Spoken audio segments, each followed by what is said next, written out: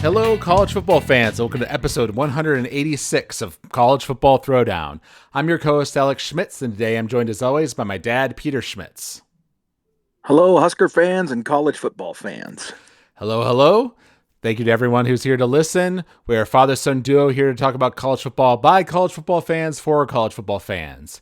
Today we'll be talking about our favorite team, the Nebraska Cornhuskers, and their one-score loss to USC, which is very familiar for Nebraska fans out there. But we've also got to preview the upcoming Wisconsin game for Nebraska that's very critical for hopes of making it to a bowl game, as well as the other crazy games from Week 12 of college football and the updated playoff rankings that came out as we're recording this on November 19th. So a lot to get to today. Yes. But before we dive into all that, we're going to go ahead and stick with our tradition, open up a cold beverage. I've got myself my Japanese Sapporo beer here. Awesome. And I'm opening up a Pacifico, a wonderful Mexican cerveza.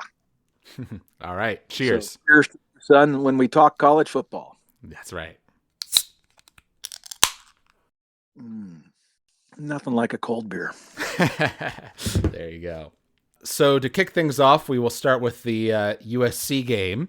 On the previous podcast, we gave our usual predictions for the game. I thought that we'd keep it close but lose in a 31-27 loss. Well, you predicted a larger loss of 35-17. And I ended up being closer in that it was a little lower scoring, a little bit closer of 28-20. Right. And turns out that the spread adjusted to be, I believe it was minus 7.5 to USC. So they just barely went over the spread. So if you had made that bet, like I told you should have done last week, you would have gotten it. I know. Yeah, I'm not a bettor. I'm not a gambler. That's true. That's true. Although you did take me out gambling on the night of a school board meeting, which got you ridiculed to no end. Yes, that is true. It was on your birthday. So. That's true. This game, some things went the way that I said that they needed to last week. For example, I mentioned how we needed our defense to step up and make some plays, get some interceptions, especially since this was a USC team that was trying out a sophomore quarterback for the first time. And we got both a pick six and a interception deep in USC territory, which gave us some points. A fumble recovery. Okay. Is that? Yeah, it was. Yep. So it was the pick six and then the fumble. That's right. Yeah, it was a fumble. Point is, the defense got us two turnovers that led to some points. Yes. So while the defense gave up more points than I would have liked, against this tough USC offense, on the other hand, they stopped them enough. They gave the offense some opportunities, and unfortunately, it was on the offensive side of the ball where we kind of came up lacking, even though we did, I think, see some positive signs from Dana Holgerson's short time as offensive coordinator in terms of sometimes going for a no-huddle style and just calling shorter passes, trying to kind of simplify certain things for Dylan to do. So I did see some positive momentum there, even if the results on the field didn't end up going our way. Right. Well, the thing is we were still struggling to be able to score touchdowns, right? That's for whatever reason, one of the things that is a weakness right now of our offensive scheme, our offensive players, or some combination thereof, is that we can move the football, but then when we get, near the red zone or in the red zone, we're unable to convert, right? We're unable to put together a series of plays that leads to an actual physical touchdown. And it's because as the defenses can shorten that field, we don't have anybody that's able to create separation in the secondary, so they don't have to worry about us and defending our secondary, so they can really focus on the running game. And if you try to run side to side when they're focused on that, right, you're not going to have success. And we're not able to just line up mano a mano and move people off the ball. So if you can't do that physically on your offensive line, and you don't have the ability to create separation with your wide receivers, then you're going to struggle in the red zone, and that's basically where we're at. Right. We need our guys to be able to create separation, make plays, and we're not able to do that. Right Now, I was going to say, it should be said that this was a very weird game in a lot of ways. Their Yes. quarterback, especially early, was throwing up a lot of Hail Mary type passes, really lofting the ball up there. And our guys nearly picked those off too. We frankly should have had more interceptions, but we were just an inch off, and then somehow the USC guy miraculously gets it, or the ball bounces in just the right way where it goes off our guy and into the USC receiver's hands after a tip ball, or, just all those little coin flips, they all went USC's way this time. Exactly. And it wasn't just one of those plays. It was like four of those kinds of plays that are just completely unduplicatable. They're nothing but just pure luck and reaction.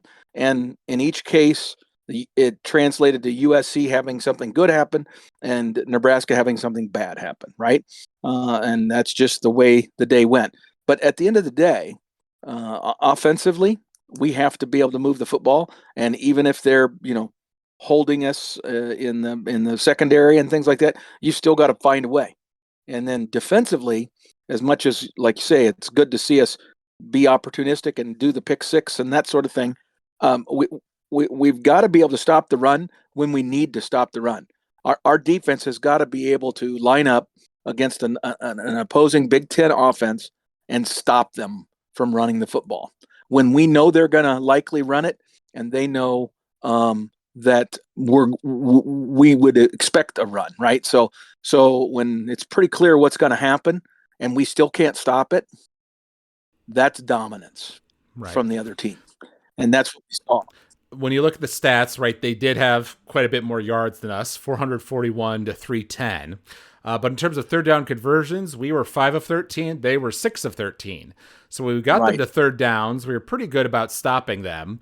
But the issue was that oftentimes they would get, 8 yards on a first down run, like you say, Right. and then easily get the first down on second down. Correct.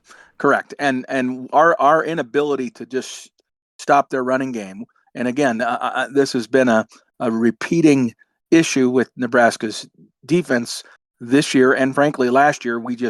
It was a newer defense last year, and teams weren't maybe as familiar with it, so we had a little bit more success in stopping the run last year, I think, because of the unfamiliarity. But now that there's some film out there of White's defense, teams have just figured out, oh, you know what? White's basically gonna blitz, right? He's either gonna play this patty cake 3-man line, or possibly 4-man line that includes only two big bodies, and they're not going to get any pressure, and then they're going to drop everyone else back, or we're going to bring a house, right? We're going to bring 2 and 3 extra guys on a blitz, but they're tiny guys. They're linebackers and defensive backs, because you've got 5 defensive backs. So if you're going to be playing around with various blitzes and stuff, it's going to include some DBs.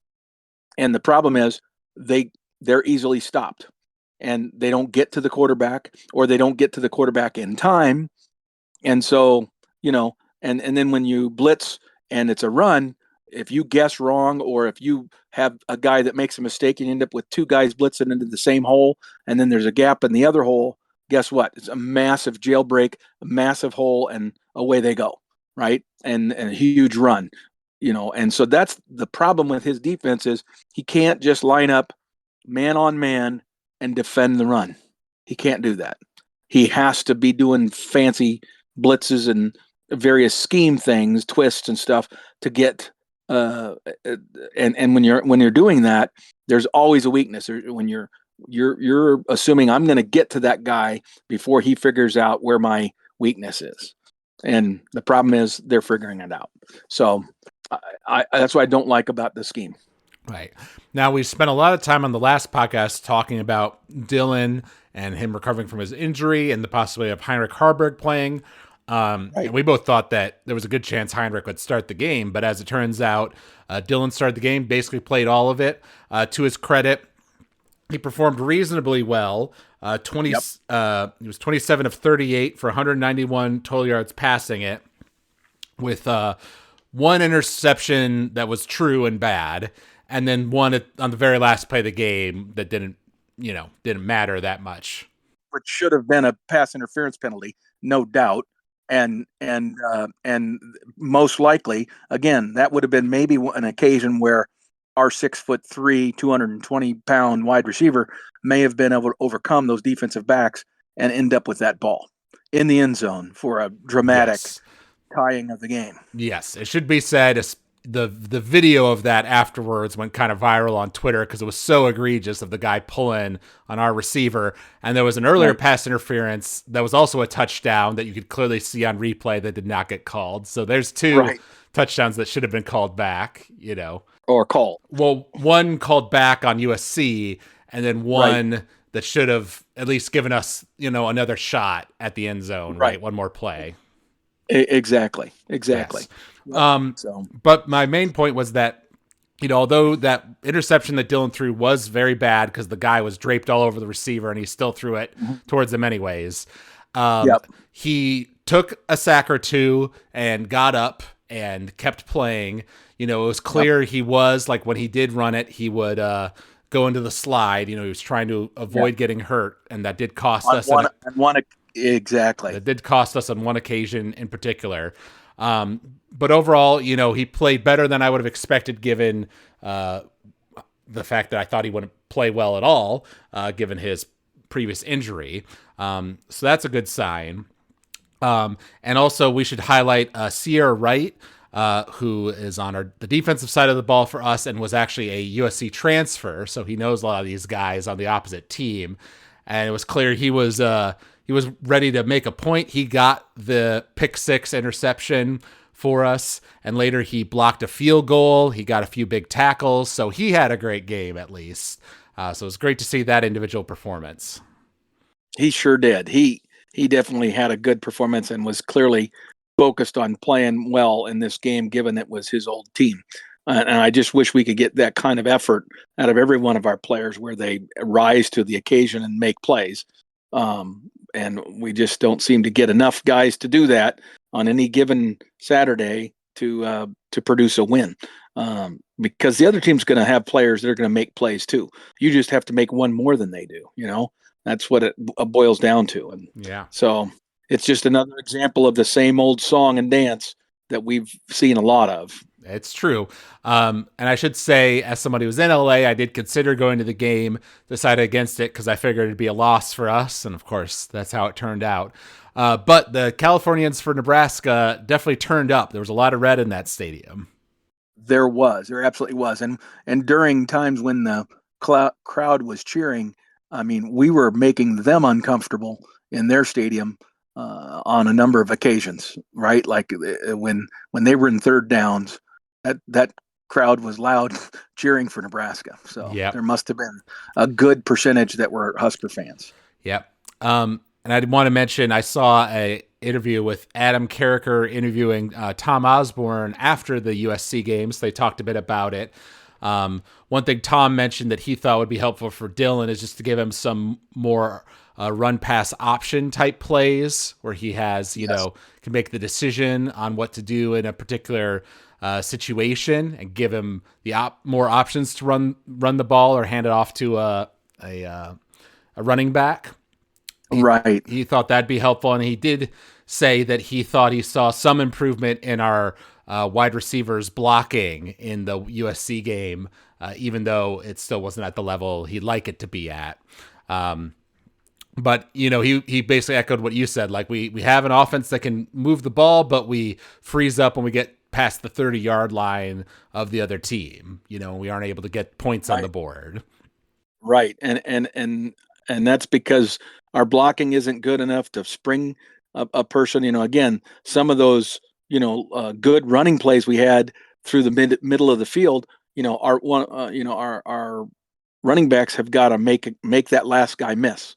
or run him over or do something that allows them to continue beyond that player so that you can extend that to a touchdown, right? And yet we really have struggled to see any of our running backs do that all year. They just don't have the ability to make that last guy miss or to break that last tackle. And in the open field, the tie should go to the running back, right? Like if I have only one guy left and I can go left or right, then I should be able to make that guy hesitant enough that he doesn't get a good shot on me. And then maybe I have enough power to power through his tackle or he just whiffs completely. But we haven't had that happen pretty much all year. And that's a problem, right? Right. And then additionally, it's that blocking down the field as well. Right. And as I mentioned, I think the general reaction to Dana Holgorsen in his one game so far from the Nebraska community has been relatively positive.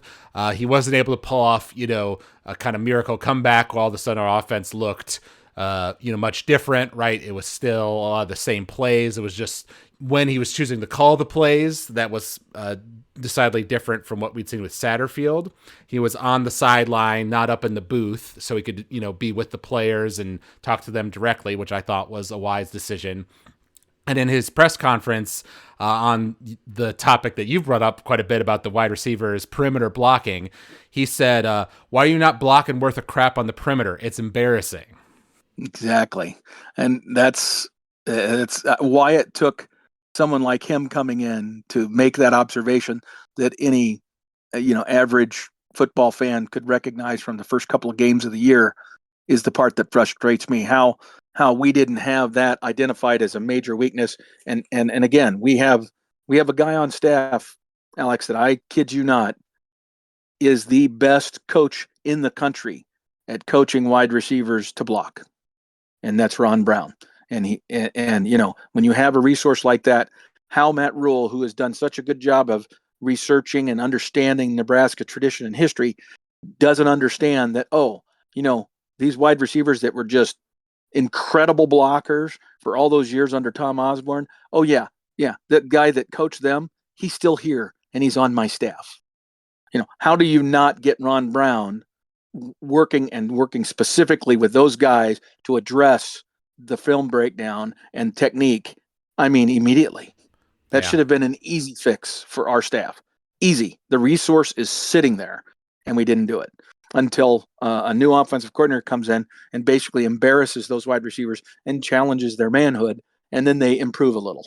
We'll see if that sustains, but it's frustrating to me as a fan because that's something that has been being dialogued about, within the Husker fan base all season. And even the coaches have talked about the fact we're not very good at it, but they haven't been able to find a way to fix it. And to me, that's crazy when Ron Brown's on your staff. Right. That means you didn't give Ron the chance. Two other little highlights from his press conference. He mentioned and kind of teased that he's identified a young player in practice who he thinks can help. So we might see them on Saturday. So we'll have to see what that's all about. Okay, I'm going to predict for you who that's going to be. But give me a minute because I gotta pull his name up. Okay. All right. And then just one other thing, when he talked about taking the Nebraska job, he mentioned that he visited the program all the way back in December, I'm guessing, of 2023. But basically mentioned that at the time he was tired coming off of his previous coaching job, and he didn't feel like he was in the right mindset to help Matt out. Right. Which is interesting to me because it sounds like, was Matt ready to make him the offer of being offensive coordinator after last year, and Dana just wasn't ready for it at the time? I would say absolutely correct. That's exactly what I think that says. Yeah, interesting. So, fair enough. Everyone's got their own things going on in their personal lives, but I think we're glad to have Dana now, and we'll have to see, how his continued, in the moment adjustments are able to help us out here going into these last two games that are so critical for us. Right, exactly. Well, and that's the thing. I don't know that I can expect a lot. Here's one more thing I did want to say about the USC game, and specifically about Dana's involvement. He obviously was trying to get Dylan the quarterback, whether it was Dylan or anybody. I mean, his concept is that quarterback, 1-2 release, 1-2 release. It's not 1-2-3-4. Go through all your progressions, pull up in the pocket, scramble, and try to make a throw. Right? It's 1-2-3, get the ball out. 1-2-3, get the ball out. And so he was checking down to his more shallow receivers, and that's a dramatic change for Dylan. I mean, that's almost the complete opposite of what his behavior was as a quarterback up until this last game. And so that's a huge change that Dylan's having to go through in terms of his progressions and his decision making. Now, it might end up translating to good things, but I'm surprised he did it as well as he did, frankly. And so I give Dylan a lot of credit for a freshman to absorb all that he had to absorb over these last 2 weeks and come out and put in the performance that he did. Now, he still made plenty of mistakes, don't get me wrong, but I was really impressed with that. And I hope he likes that concept in the offense more than what he was getting before, because I hope that one of the other things about this short passing game is that the receivers need to come back to their quarterback, right? They need to get open, right? So, and understanding that quarterback's not going to hang on to that ball for very long. They're going to release it, and it's either going to be being thrown to somebody, or he's going to throw it out of bounds and play for another down. Well, and to be fair, right, you'll recall there was that one play where it was a positive pass play for us, but off to the left, there was one of our wide receivers wide open for a touchdown that Dylan just missed. So that's one where you got to say, maybe because of those progressions he was being told to do this time, he didn't see that guy who was open. Right.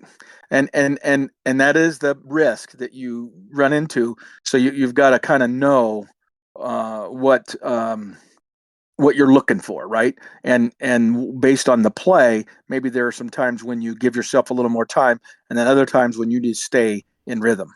Yeah. Oh, and then we'll just make a quick mention near the end of Matt Rule's press conference. He kind of talked briefly about the new changes to roster limits, going to 105 roster cap, and how that is tough for a lot of football teams around the country, and specifically Nebraska, because we have such a storied history of a walk-on program, and how a lot of those guys are going to be, headed in the transfer portal and things like that. And he's not the only coach to bring that up this week. I saw a couple others highlighting it. So that's something we'll talk about more in the off season. Right.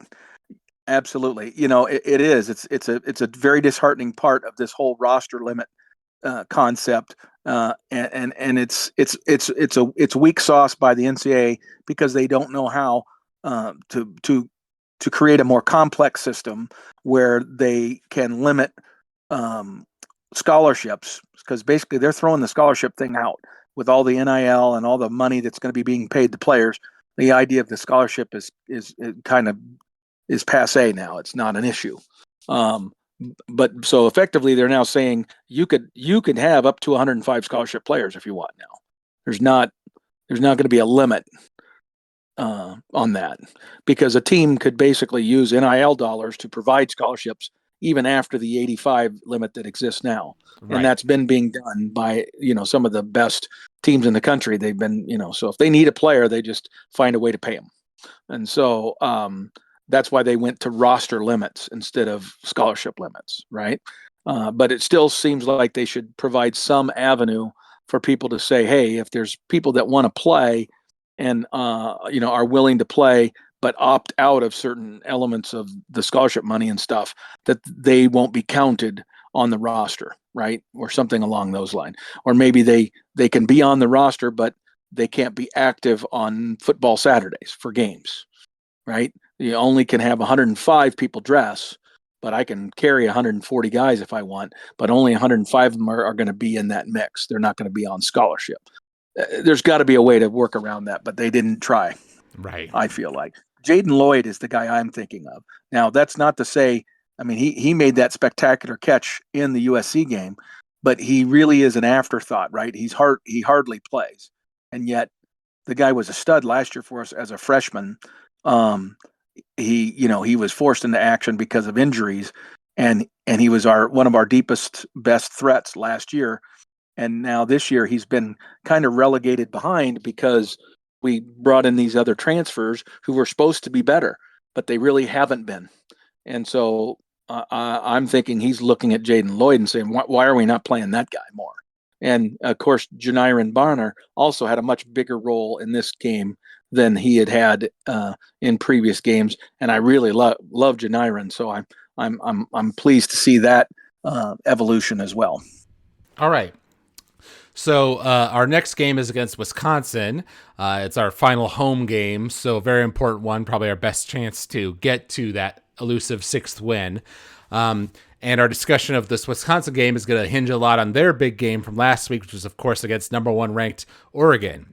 You actually predicted that Wisconsin would pull off the upset and win 24-17, while I predicted that Oregon would beat them pretty solidly 38-17.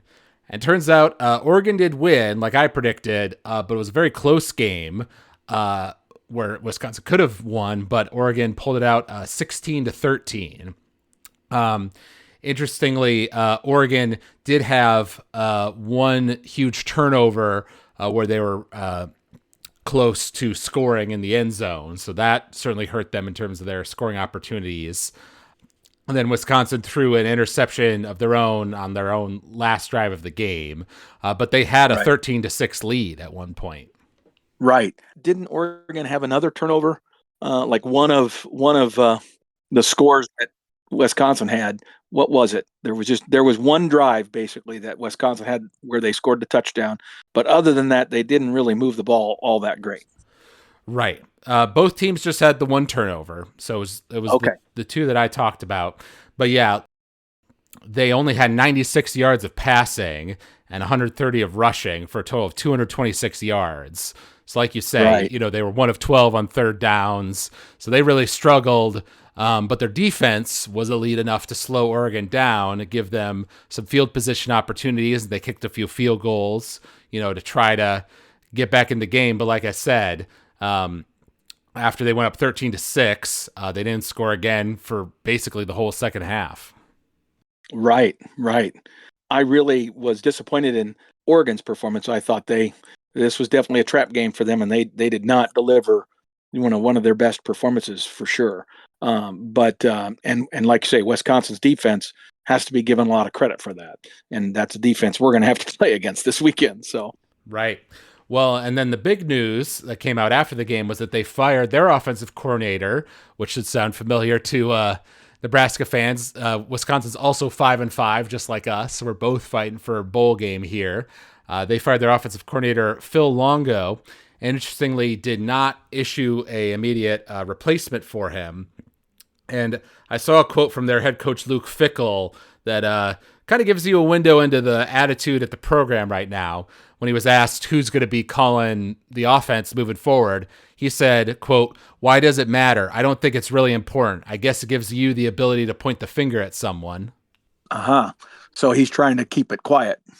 That's what I'm thinking. I'm thinking he's trying to force Nebraska to be guessing. And so, like, for example, USC, once we named that we were bringing Dana in, then I'm sure that the USC coaches were able to go and look at some game tape from Dana as a head coach and as an offensive coordinator and get a little bit of a sense of what he likes to do. So you would know, okay, if Nebraska's offense looks different, it's probably going to look like this, right? So you could at least prepare a little bit.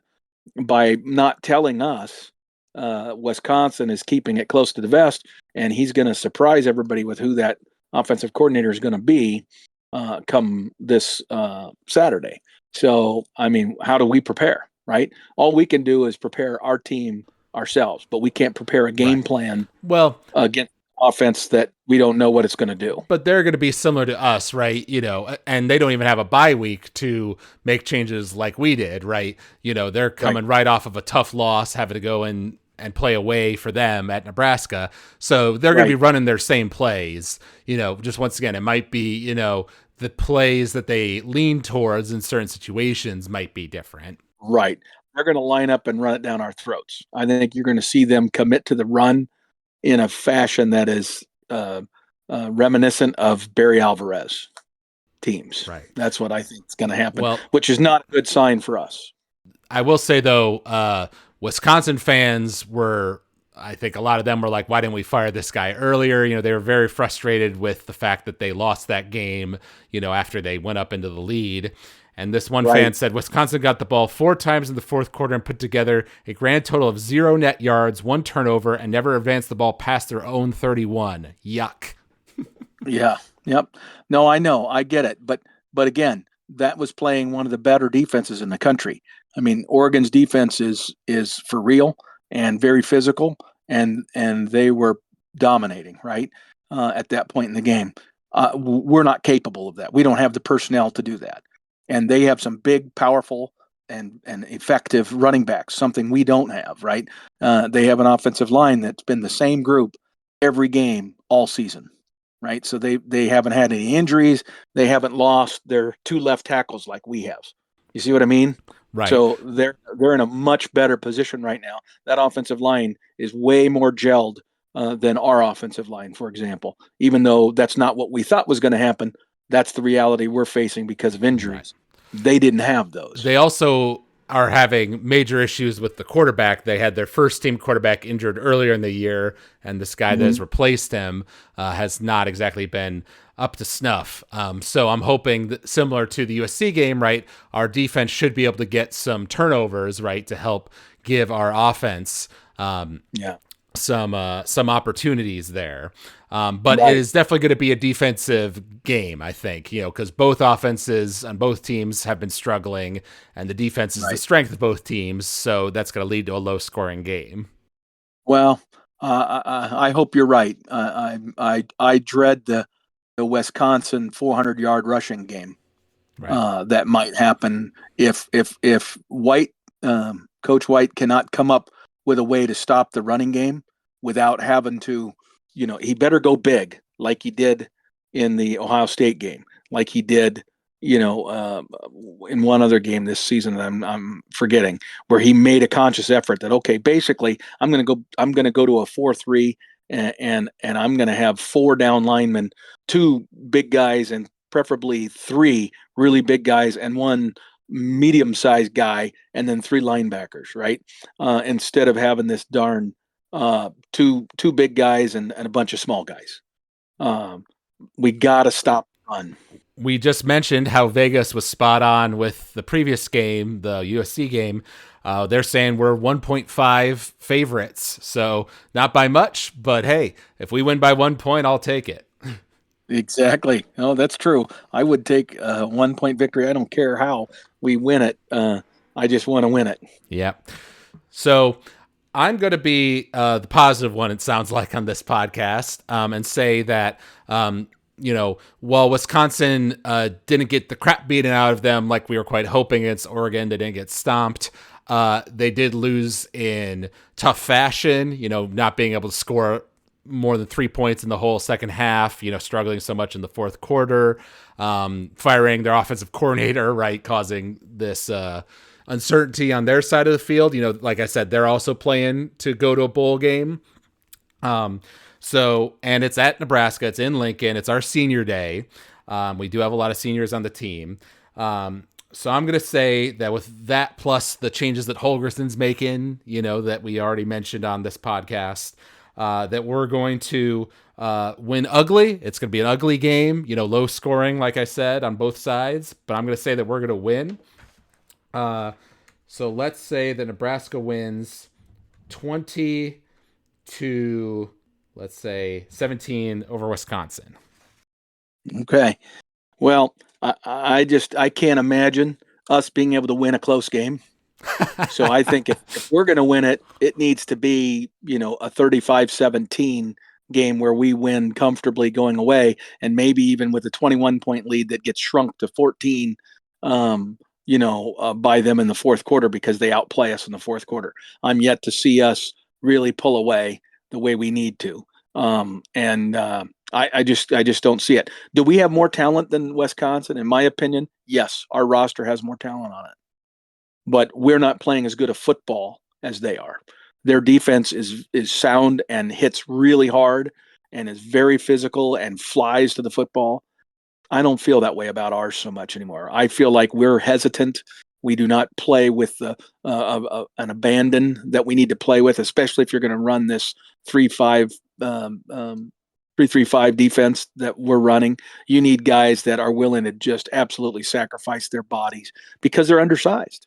By design, they're undersized, and we're just not doing that. So I'm not nearly as optimistic as you. I think it's going to be a Wisconsin victory, and regretfully, I think it's going to be bigger than you think, because Wisconsin's going to figure out fairly early on what running plays work, and once they figure those out, I think Coach White is going to be like he's been all year. He's going to have a hard time adjusting it, even though they may not throw it very much. They're going to pound the rock, shorten the game, and it's going to end up being like a 28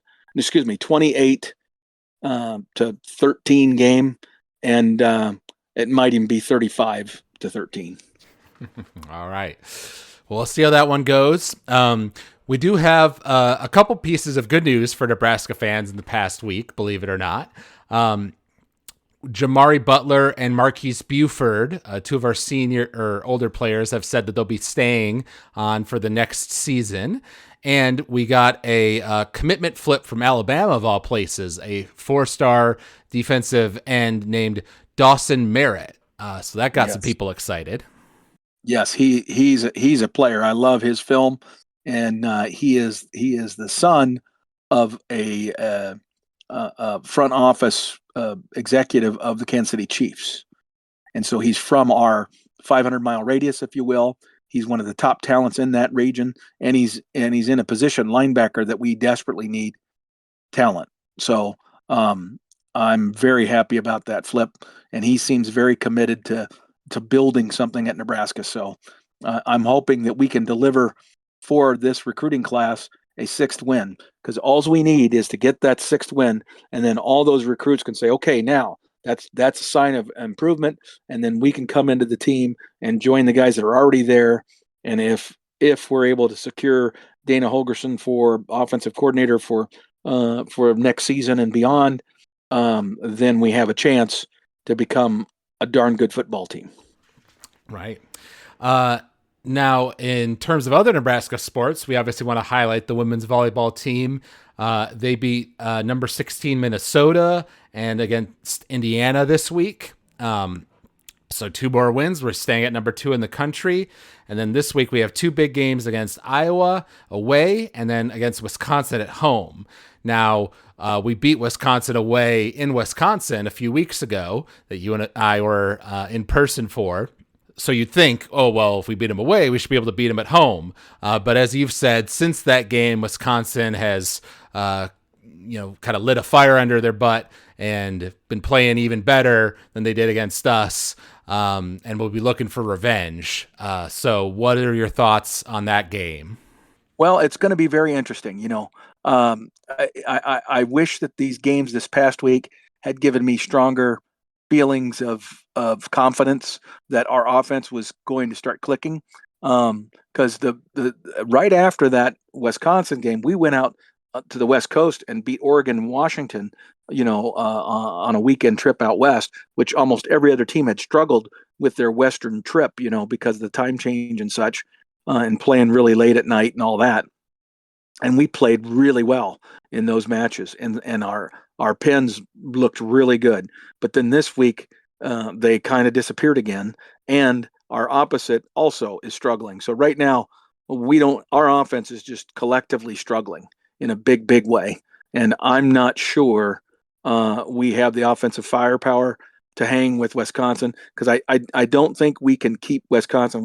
We sprung some things on Wisconsin that they hadn't seen from us. We made some changes to our defensive scheme that confused and surprised them maybe a little bit when we played them the first time, and they were unable to adjust. They're going to be ready for those things this time, so those aren't going to work the way they did last time. And Anna Schreck, who's one of their premier players, who played awful against us, has just been unstoppable because she's 6'9", and when she decides she wants to play hard and focused, she's pretty much unstoppable against anybody. But she just tends to wave in and out of that. So my only hope is that our defense can rise to the occasion again and confuse and frustrate them. And then our serve and pass has to be so good. Our serve has to be so good that we keep them out of system again. And if we do all those things, then maybe we have a chance.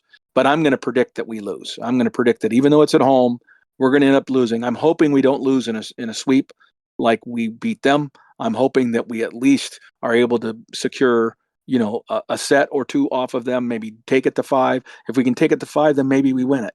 But I just don't think we're playing as good a volleyball collectively as they are. If, however, we are able to win that game, or that match, I should say, then I'm going to be very confident that we will win out the rest of the season, win the Big Ten Conference, and position ourselves as one of the top seeds for the NCAA tournament. Okay. So that's a big game. Yeah. So are you predicting what? 3-0 loss, 1-3 loss? I'm going to say 3-1 loss. Yep, 3-1 loss. I'm going to say that we'll find a way to win one set, but that ultimately they're going to overwhelm us, and once they do, it's going to be a freight train, and they're going to kick our ass. Okay. But we'll get one. Well, I'm going to go ahead and be the positive one, because I'll remind listeners out there that Dad was saying very similar things before that Wisconsin game, and then we beat them 3-0. It's true we don't have the element of surprise this time with those defensive things. But I would be surprised if John Cook's clearly highlighted that game, so I would be surprised if he has a different wrinkle in store for them in this upcoming game. We've got the home crowd behind us, so I'm going to say we win 3-1. Awesome. I love it. I love your optimism. That's what I want to have happen. I want us to beat them so badly, to be able to beat them and sweep them in the series for the year with this team that they have would be tremendous, because that Anna Spreck's gone after this year. Sarah Franklin's gone. I mean, like 5 of their best offensive players are all gone after this year. And they have done a great job in recruiting, but they're not going to be near as threatening to other NCAA teams as they are this year. I mean, they're just prolific right now. Right. All right. And then in the national world of college football, there was one other game we predicted last week, the big one, the SEC, Tennessee versus Georgia. I predicted that Tennessee might get the upset and win 27-14. Well, you predicted that Georgia would win 31-24. And the final score ended up being 31-17. So pretty close to your score, just a little bit less for Tennessee. Georgia's defense really came in clutch. Though in a lot of ways, it was actually closer than that score would make you think. Yeah. Tennessee was leading 10-0 at one point early in the game. Georgia fought back and made it 17-17 at halftime. And then Georgia scored their final touchdown in the last 2 minutes of the game. So, once again, the score is maybe a little bit lopsided for how close the game really was. But Tennessee's defense, like I said, it was 17-17 at halftime. They didn't score at all in the whole second half. Right. And that's credit to Georgia's defense. Yep. They made adjustments at halftime, clearly, after giving up some points early. Right. So important win for Georgia, because Tennessee was actually the higher ranked team after Georgia's loss the previous week. So Georgia was kind of able to flip the narrative there. And then another big game was LSU versus Florida, which we talked about a little bit. That one actually went Florida's way, 27-16. LSU actually had a total of 4 field goal attempts in that game, and they missed one, like a 50-yarder. And they had one fumble that gave Florida an opportunity. Florida scored one touchdown late in the game to kind of put it away, so it was like 20-16 until that last score. Florida got 6 sacks on LSU. So a big win for Florida in a year where they've kind of struggled, and Billy Napier's been under some hot water, but this was a signature win. Absolutely. And I think you commented to me on Saturday while you were watching it, you said he probably, secured his job, not that it was necessarily going to be fired, because I know his AD had given him a round of support, but, this is going to help a lot in terms of stabilizing the wild horses that are pissed in Gainesville. Right. Well, and that makes me go the opposite way How do you think Brian Kelly's doing? I know there was this one clip making the rounds of like Brian yelling right in the face of like one of his wide receivers. Yep. Um, like you mentioned on a previous podcast, right? His players, both at LSU and at Notre Dame previously, don't seem to have that toughness in them. When the going gets tough against a difficult, opponent, they sometimes seem to quit a little bit. Right. So, what's your thoughts on his current situation? Well, so I would say that, I mean, he's not in jeopardy of losing his job. They're not going to fire him or anything. But I would say that there are some indicators that he's not over the hump yet, right? Like he either needs to get more talent so that he can win some of these close games more easily than he's playing in, because and or he needs to change, his approach just to some degree, because I feel like his players, much like Nebraska's players, tend to play tight. They're so scared of getting yelled at, or it's almost it's what Nebraska had during the Bo Pelini era, right, where they would tend to lose it at some point in a game because of the mental stress they were under all the time with their head coach, and so that screamer, dress people down and rip them apart, is it doesn't work with today's athletes the way it used to. Right. When I was just looking at their schedule, so they had the overtime win against number 9 ranked Ole Miss, right? So that was their big win. But basically every other tough game they've had to play, they've lost. They've lost 3 in a row now in their season, and they're 6-4. And they lost to SC. Right. At the beginning of the year. I mean, that was when SC was still healthy and playing with way more confidence. And we almost and maybe should have beaten SC this past weekend. So, and where we're at as a program. So that tells you a little bit about where LSU's at. And to clarify, I should say they did also beat South Carolina, who was ranked 19th. So I should give them that one too. Right.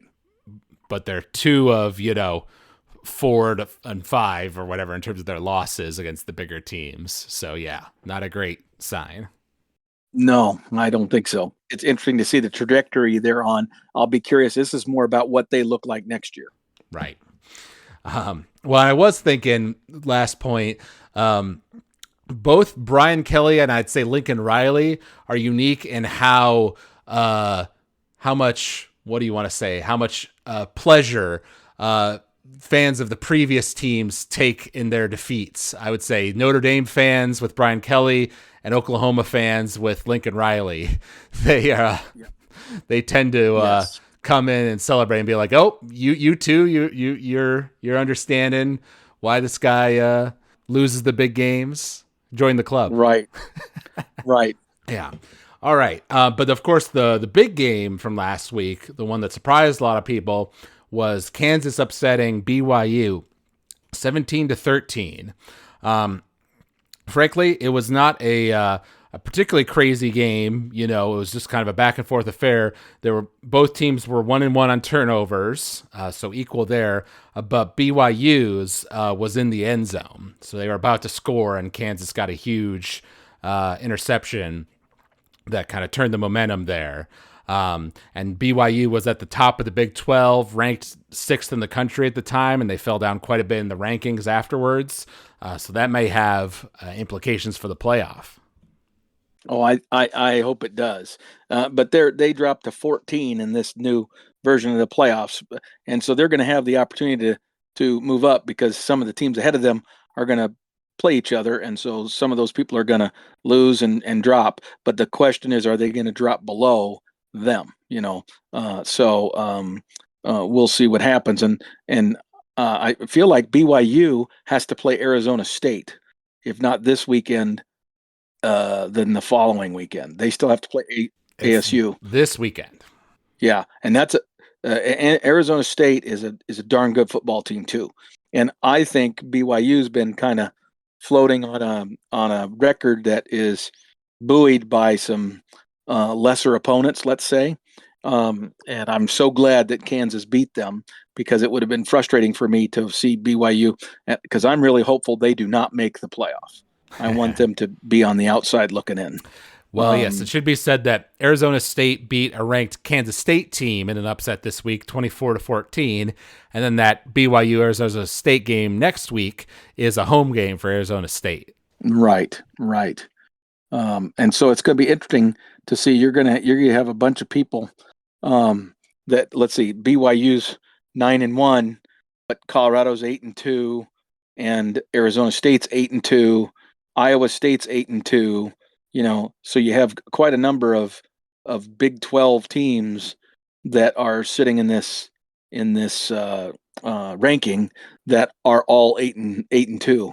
And so one of those 8-2s is going to get to play BYU right now, or maybe BYU loses again, and then you got a whole, I don't know how they unravel that, right? And they have 4 or 5 teams all with the same record to figure out who the 2 teams are that play for the Big 12 championship. Right. Well, and then you have SMU, right? SMU's one loss is to BYU. See. Gotcha. So that adds a little element there. Yes. Yeah. Yes. Interesting. And then I'm curious, did you see anything about this South Carolina Missouri game? I did not see anything about it. Okay. Well, actually, it was probably the most entertaining game of the week, just in terms of overall play. It ended up going South Carolina's way, 34-30 over Missouri. But amazingly, South Carolina was leading 27-22 with 5 minutes left to go in the game. Then Missouri basically got the ball back, had a nice drive, went up and scored, went for 2 and got it. So now they were winning by 3, 30-27 with 1 minute left in the game. And Missouri, I should say, scored that touchdown on like a 4th and long, and they managed to get the touchdown. So that obviously got the crowd going there. But it was at South Carolina. Then South Carolina has a crazy drive with 1 minute left to go, gets a TD on a great run by one of their players, and the noise from the stadium was so loud that it registered on a seismograph, on like an earthquake detector. That's funny. South Carolina is one of those, again, both of those teams are now 7-3. South Carolina is one of those teams that can look great and be a world beater one week, and then the next week just look flat as a pancake. So it's hard to tell which direction they're headed. Right. And it should be said, Missouri missed a field goal and missed a 2-point conversion. But on the other hand, South Carolina had 1 turnover and missed their own 2-point conversion. So both of them kind of had some mistakes that they would, regret looking back on the game when it turned out to be that close. Right. I agree. Well, it's interesting to look at this top 12 then, that we're looking at right now. That's for sure. Yes. We are, of course, like I said, recording this on a Tuesday, so we do know what the updated ranking is.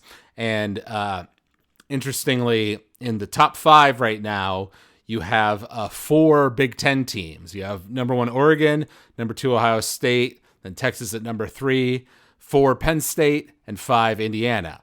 Now, obviously, Indiana and Ohio State are playing each other this week, so one of them is going to get knocked down. You know that for a fact. But I know you've been concerned about the SEC bias, as it were, impacting this playoff. But with how the records are turning out this year, with the SEC kind of eating each other, right, and nobody being undefeated and all that, all of their teams are kind of in the lower half of that top 12 right now. Right, and I'm going to be curious to see how many they end up getting, because if this score thing, right, this win-loss record thing ends up biting them, right, it's going to, I think, even reemphasize to me my argument about this whole deal, which is that the humans that put this together are unable to differentiate. They have such a massive recency bias, and they can't get over the 9-1s. Because if I were to look at this grouping, and I'm looking at let's say Iowa State, okay, and if Iowa State, well, that's probably a bad example. Okay, I'll go with SMU. If SMU were to play SMU, who's 13th, so they're just outside looking in, right? But if SMU was to play Texas A&M, okay, in a football game, who do you think Vegas is going to pick? Right. A&M. A&M, and the margin would probably be at a neutral field would probably still approach 7 points, right?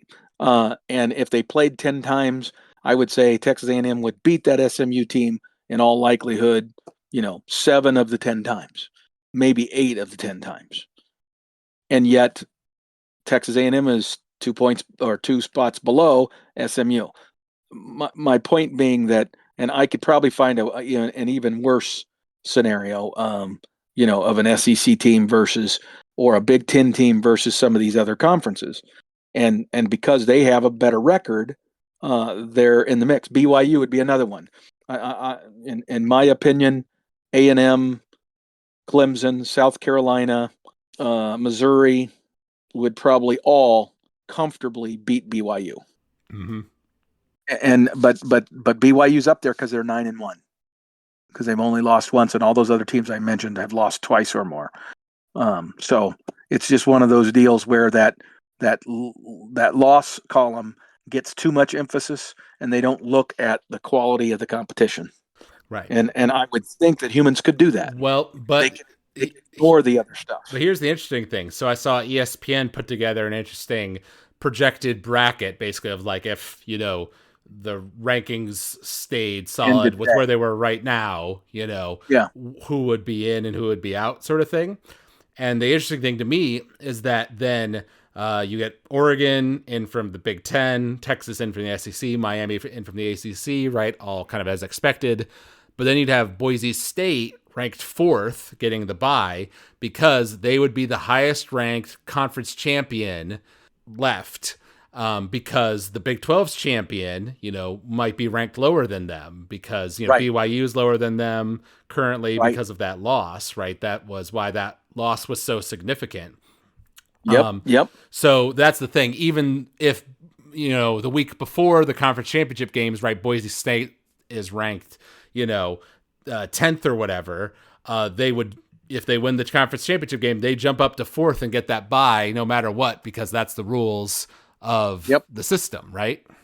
Yep. And so my point is these rankings are flawed because they don't allow the humans involved to say, I know what the RPI says, but recognize that the RPI is not factoring in that this team played, 8 SEC teams, and Boise State played maybe one team that would finish in the top half of the SEC in their entire year.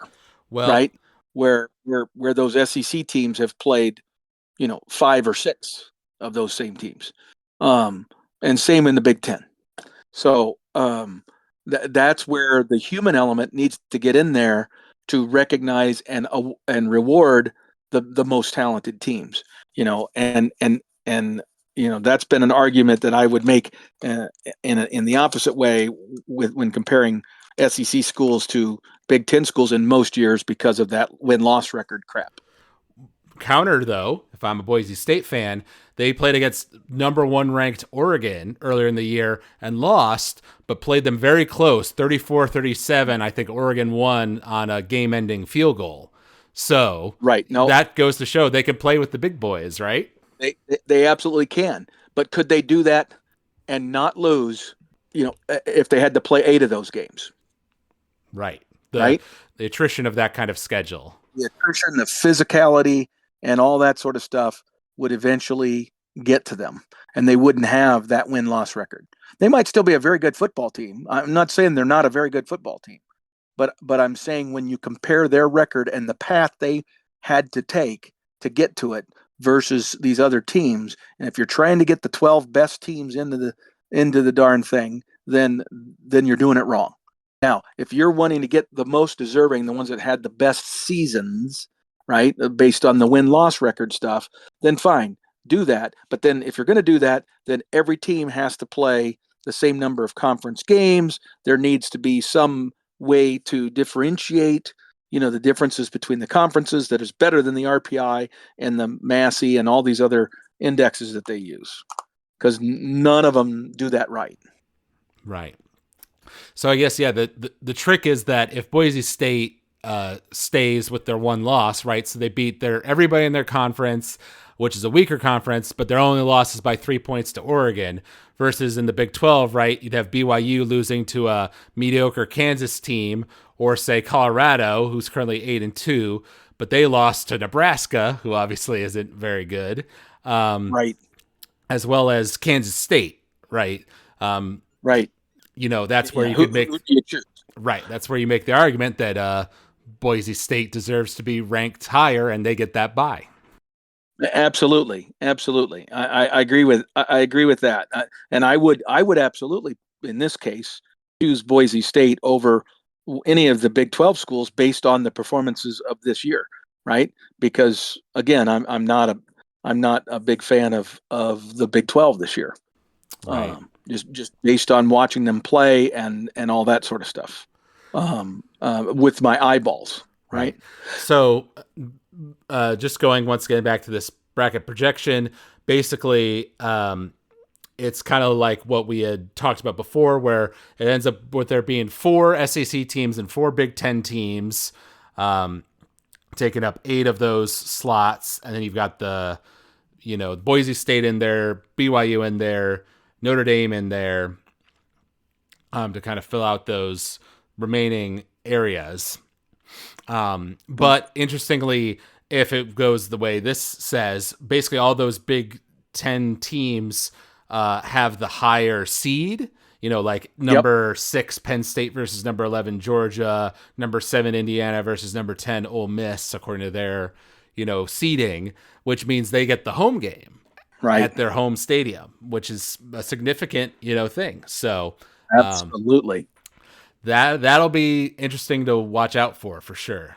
It really is. It's going to be fascinating to watch. I'm gonna love Yeah. it actually. So And one little thing I want to make a mention of is I saw some comments, I believe, from Lane Kiffin in the SEC, basically mentioning how he's talked with some coaches and they're kind of scared of playing in the conference championship game and losing, because it's like, okay, if I win the conference championship game, I'm guaranteed to be in and I get the bye. That's great. But if I lose in the conference championship game, maybe I'm out entirely, versus if I'm third in the SEC and I don't play in the conference championship game at all, I definitely don't get the bye, but at least maybe I squeak in at number 12 and I'm still in the playoff. So like, is it worth the right. risk, basically of getting a third loss or whatever and being kicked Mhm. out? And we discussed that a little bit before the podcast, and you thought that the smart thing for the committee to do would be to say, if you were the second best in your conference in the overall regular season, basically this conference championship game, is kind of like a playoff game for seeding within this 12-team playoff, but you're guaranteed to be in either way. We're not going to pick an Alabama who's the third best but out of this game or whatever. Right. But like you say, uh, they might get punished from the standpoint of they're not playing at home, right? They'll Right. still be in the top 12, but they might end up being in that final four versus the first four, right?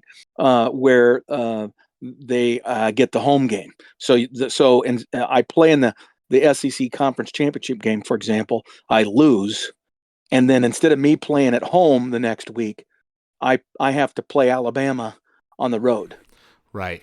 I think generally speaking, that is how it will go in terms of like the 2 teams that were in the conference championship game for like the Big 10 and the SEC are probably going to be in the playoff because, they were the second best team in their conference, right? That's why they're in the conference championship game. We don't have divisions anymore in either, right? But if that conference championship game is a blowout, say Indiana plays Ohio State again, in the Big 10 championship game and gets, Mm-hmm. the doors blown off them, then there's some argument about, well, Penn State, who's third or whatever, deserves to be in over them or whatever. That's where I could see those discussions really getting heated versus if, the 2 teams play a very close game and it goes one way or the other, then probably both of them are in. Right, right. So it's just going to be fascinating to see how all those scenarios play out. And like you say, it's going to be hard to have hard and fast rules that always work. So those people in the room making that final decision, they need to do the right thing, which means they have to take into consideration all that data, and they need to be willing to do the unpopular thing, which is going to be, and that's where having these weekly rankings, because in that last ranking might very well or should very well be different than the previous weeks. It can't just be a slight move up or slight move down because of so and so won and so lost. At that point, they need to take a back and re-review the entire seasons of those teams after the conference championships and make their decisions. Right. Now, one little thing I wanted to mention, which I did think was interesting, this is from some sports journalists, but he kind of highlighted, how one of the appeals of the 12-team playoff is that, with the previous era of the 4-team playoff, we were seeing the same teams over and over again, year after year, and it was starting to get stale, right? And he pointed out next week, the 3 biggest games in the country involve Indiana, Army, BYU, and Arizona State. Just kind of highlighting how this new playoff has broadened the spectrum of what teams are competing, who's in the national conversation. And now those become major games that are going to get a lot of eyeballs among college football fans. I mean, those are games that, with our season being in the toilet the way it is, Nebraska fans who are just football fans are going to be inclined to pay attention to those games where in previous years we might not have, right? Yes. I wouldn't have cared about the BYU game. I mean, I enjoy watching Army, so that one would be fun. But I mean, normally they wouldn't be viewed as a big game for literally college football playoff contention. Right, with Notre Dame being ranked 8th, right? Like they're pretty far out of the conversation, anyways. Because they already have one loss. Speaking of which, now it's time to give our predictions for some of those big games. And of course, the biggest is the Indiana-Ohio State game. It is a home game for Ohio State. But on the other hand, Indiana has had a bye before this game, so they've had some extra time to plan going into it. I want to believe that that they can do it. That would be such a great Cinderella story for sure. But doing it in Columbus is definitely tough. And looking at it now, Ohio State, they played against Northwestern this past week, beat them 31-7. So they did not have a bye. So that is an advantage for Indiana. But do you think that's enough? Well, I'm going to say no for me. I'm going to say playing at Ohio State. And I saw glimpses again in that Michigan game against that Indiana played where I saw them play tight for the first time all year. I've seen a team that was playing with basically house money all season and feeling really good about themselves.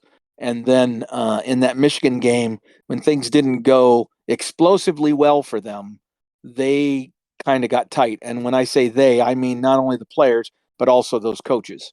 And some of the decisions that I saw them make were decisions I had not seen them make all season. So they're feeling the pressure of the reality of the situation. They win this game, and in all likelihood, they're in the playoff. Or, I mean, they're in the conference championship game with a chance to win the Big Ten, and kind of go from there. So I mean, I agree. I very much would love to see Indiana win just because it would be fascinating and great drama for the conference and for the game of college football. But this is Ohio State at Ohio State in November, and this is when they step up to be the championship team that everybody thought they were going to be. So I'm going to predict an Ohio State victory there, but we'll be rooting for Indiana. Okay, what's your score then? Well, like I say, because Indiana had 2 weeks, I got to believe they're going to have some new wrinkles and some new stuff. And so they're going to have some success on offense. Indiana will, I think, because Ohio State's defense isn't all that great.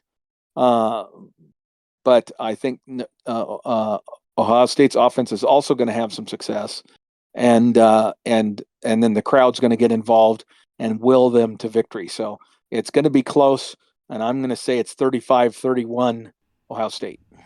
Okay, good game. Well, I'm going to be the optimist here to be a little contrarian, which has been my role for this week's podcast, it seems. Uh, and I'll go ahead and just flip your score. I'll say that it's a narrow win, but they win.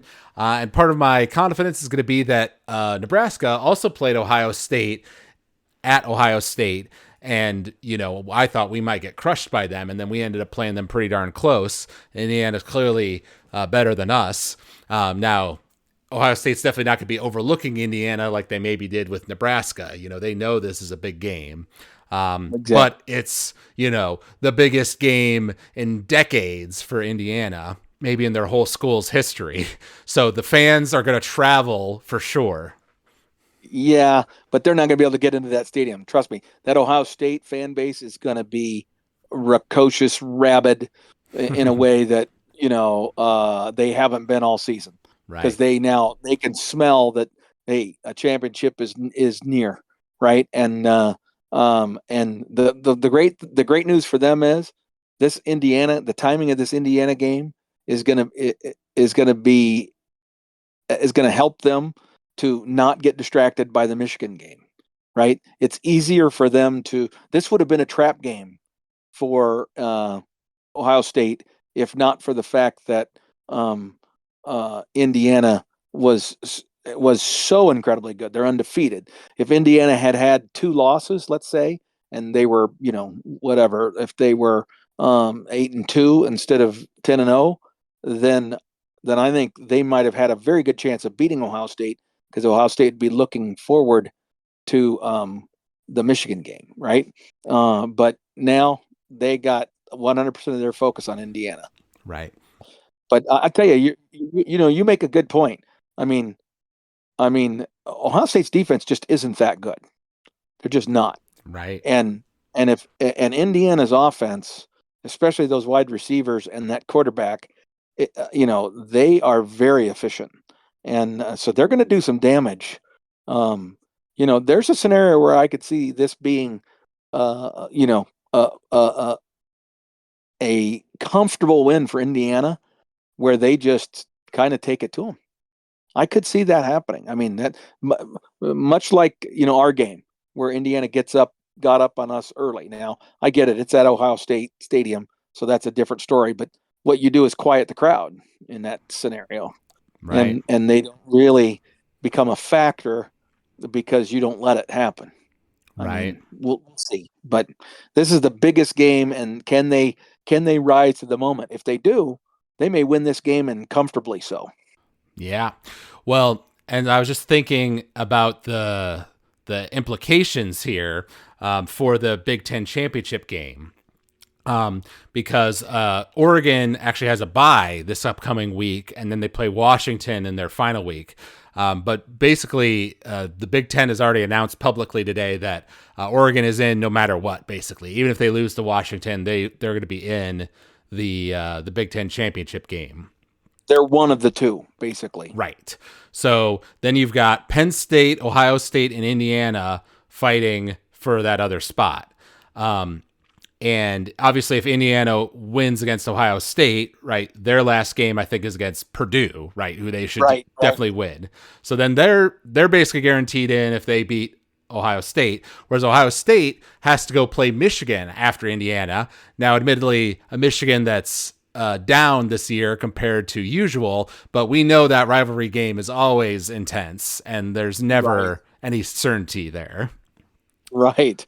Exactly. No, So you're right. So that's interesting. And then Penn State, they only have Minnesota and Maryland left on their schedule, so they're likely to not lose again. And their one loss would be to Ohio State. But I guess if Indiana wins out, obviously they're in. If Ohio State wins out, obviously they're in. So the only way Indiana or Penn State rather could sneak in is if whoever wins that Indiana Ohio State game loses the following week.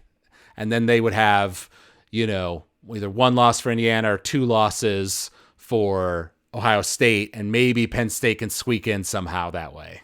Sure. Right. Wow. That's interesting. That's a bummer for Penn State. I mean, in a year when they're 11-1, right? And Right. they don't even get to go to the conference championship game.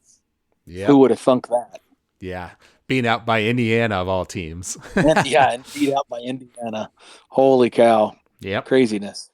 All right. And then the other game we want to give a prediction for is Army versus Notre Dame. Army is ranked in the top 25, while Notre Dame is obviously right there in the mix in the playoff discussion. So this one is all about if Army can pull off the upset. Army is ranked 19th in the latest poll, while Notre Dame's ranked 6th, and it is right. It's at a neutral field because of its historical significance.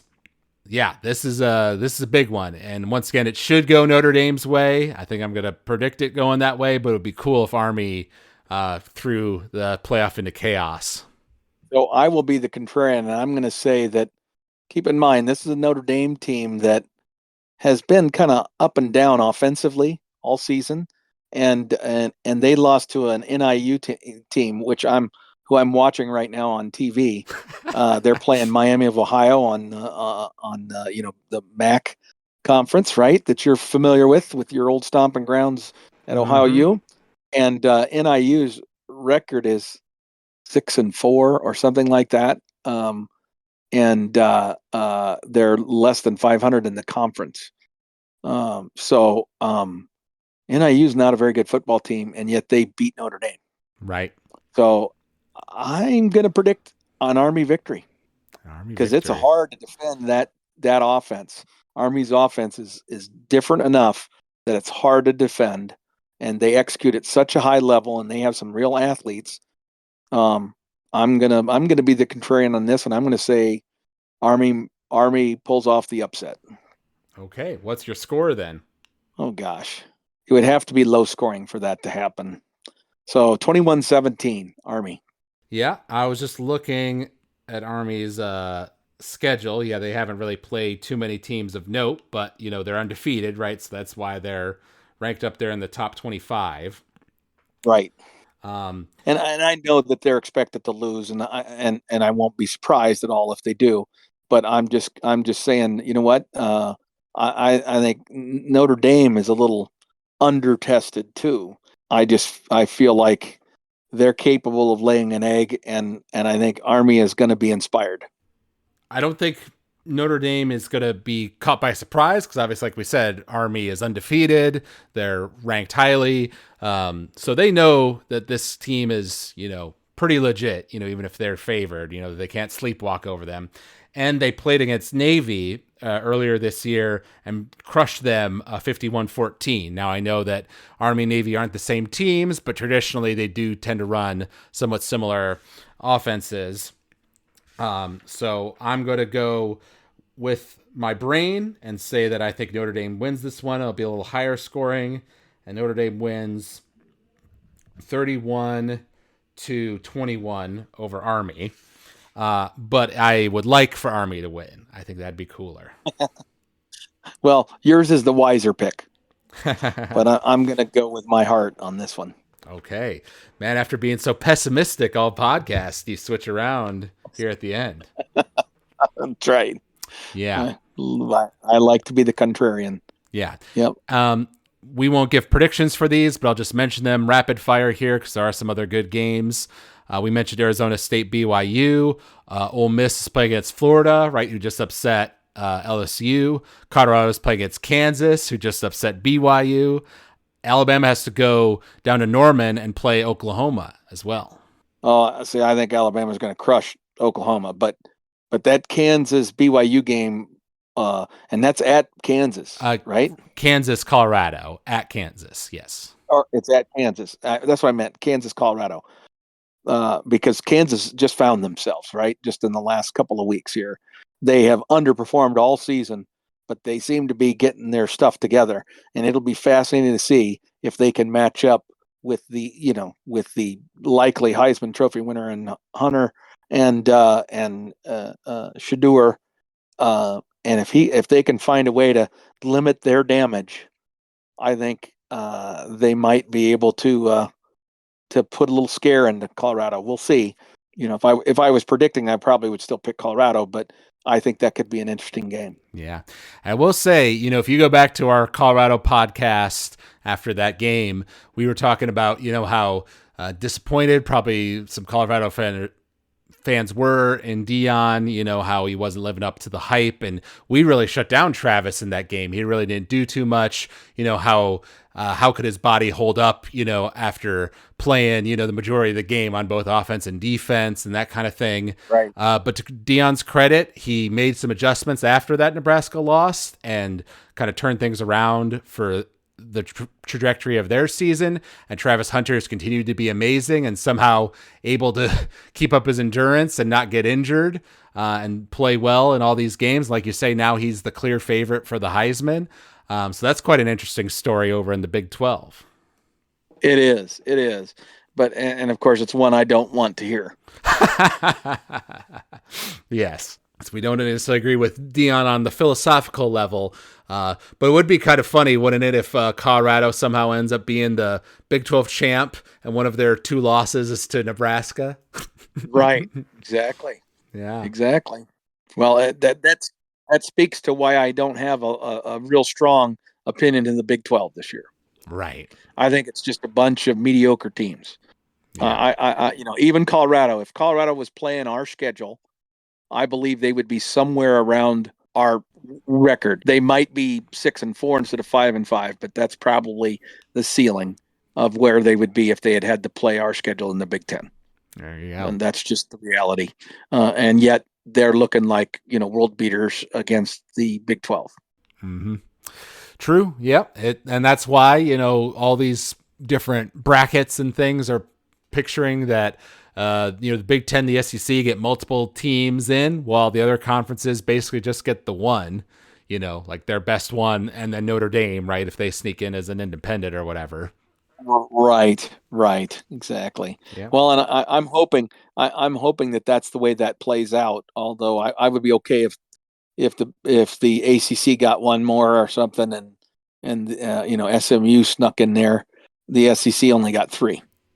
Because again, if this is supposed to go the way it has gone in the past with rankings and how these RPIs and how this whole top 25 thing has looked, I want these losses to count for those SEC schools. Right. That's true. All right. Well, thank you all out there for listening to this episode. This was a bit of a longer one, but we had a lot to get to today, a lot to analyze about the college football playoff, and we'll be chatting about that more, obviously, in the coming weeks. We should be together again around Thanksgiving, so I'm looking forward to that. If you out there enjoyed this podcast, you can email us at huskerpete13@gmail.com. You can also reach out to us via the comments on Spotify or on Apple Podcasts. You can find us there, leave a review, let us know what you think of the podcast. We always love hearing fan feedback. So thank you out there for listening, and thank you, Dad, for joining me for this episode. And until next time, go Big Red. Go Big Red.